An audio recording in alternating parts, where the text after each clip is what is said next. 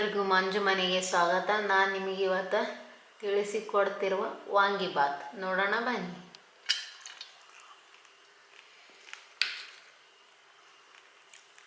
ಎಷ್ಟು ಚೆನ್ನಾಗಿ ಕಾಣಿಸ್ತಾ ಇದೆ ನೋಡಿ. ಒಮ್ಮೆ ನೀವು ಮಾಡಿ ಟೇಸ್ಟ್ ಮಾಡಿ. ಈಗ ಸ್ಟವ್ ಮೇಲೆ ಬಾಣಲಿ ಇಟ್ಟಿದ್ದೀನಿ.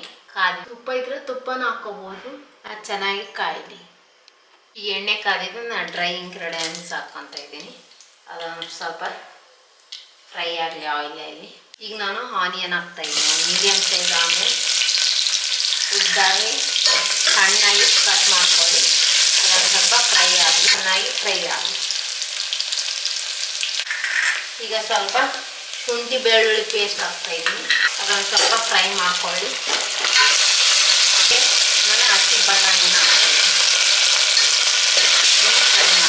ಎರಡು ಮೆಣಸಿನ್ಕಾಯಿ ಹಾಕ್ತೀನಿ. ನಾನೀಗ ಟೊಮೆಟೊ ಹಾಕ್ತಾ ಇದ್ದೀನಿ.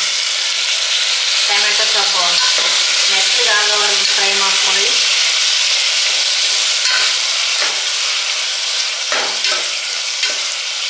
ಸ್ವಲ್ಪ ಉಪ್ಪು ಹಾಕ್ತಾ ಇದ್ದೀನಿ. ಜಲ್ದಿ ಸ್ವಲ್ಪ ಮೆತ್ತಗಾಗಬೇಕಲ್ಲ ಟೊಮೆಟೊ.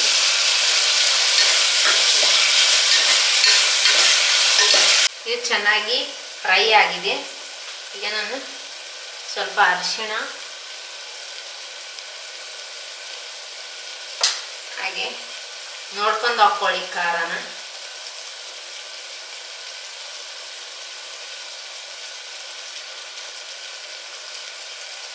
ಹಾಗೆ ಸ್ವಲ್ಪ ಧನಿಯಾ ಪೌಡರ್, ಹಾಗೆ ಸ್ವಲ್ಪ ಗರಂ ಮಸಾಲ ಹಾಕ್ಕೊಳ್ಳಿ. ಈ ಸ್ವಲ್ಪ ಚೆನ್ನಾಗಿ ತಿರುಗಿಸ್ಕೊಳ್ಳಿ, ಮಿಕ್ಸ್ ಮಾಡ್ಕೊಳ್ಳಿ. ಒಮ್ಮೆ ಮಾಡಿ ಟ್ರೈ ಮಾಡಿ. ಇದರ ಟೇಸ್ಟ್ ಸಖತ್ತಾಗಿರುತ್ತೆ. ವಾಂಗಿಬಾತ್ ಪೌಡರ್ ಇಲ್ಲ ಅಂದ್ರೂ ಟೇಸ್ಟ್ ಚೆನ್ನಾಗಿ ಬರುತ್ತೆ. ಇದೊಂದು ಸ್ವಲ್ಪ ಫ್ರೈ ಆಗಲಿ. ಈಗ ಒಂದು ಸ್ವಲ್ಪ ಹುಣಸೆಹಣ್ಣು ನೀರು ಹಾಕ್ತಾ ಇದ್ದೀನಿ. ಕೊಯ್ದು ಇಟ್ಕೊಂಡಿದ್ದೆ ಆಲ್ರೆಡಿ. ಈಗ ಫ್ರೈ ಮಾಡ್ಕೊಳ್ಳಿ. ಇದೊಂದು 2 ನಿಮಿಷ ಬೇಯಲಿ. ಇದು ಚೆನ್ನಾಗಿ ಫ್ರೈ ಆಗಿದೆ. ನಾನು 1 ಗ್ಲಾಸ್ ಅಕ್ಕಿಗೆ 2 ಗ್ಲಾಸ್ ನೀರು ಹಾಕ್ತಾ ಇದ್ದೀನಿ. ಇದನ್ನು ಸ್ವಲ್ಪ ಚೆನ್ನಾಗಿ ಕುದಿಸ್ಕೊಳ್ಳಿ. ಅವಾಗೆ ಉಪ್ಪು ಹಾಕಿ ಇರ್ತೀನಿ. ಸ್ವಲ್ಪ ನೋಡ್ಕೊಂಡು ಹಾಕ್ಕೊಳ್ಳಿ. ಇದನ್ನು ಸ್ವಲ್ಪ ಚೆನ್ನಾಗಿ ಕುದೀಲಿ.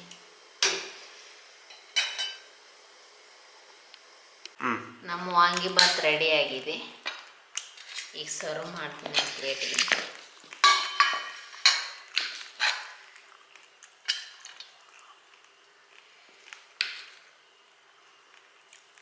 ಎಷ್ಟು ಚೆನ್ನಾಗಿ ಕಾಣಿಸ್ತಾ ಇದೆ ನೋಡಿ.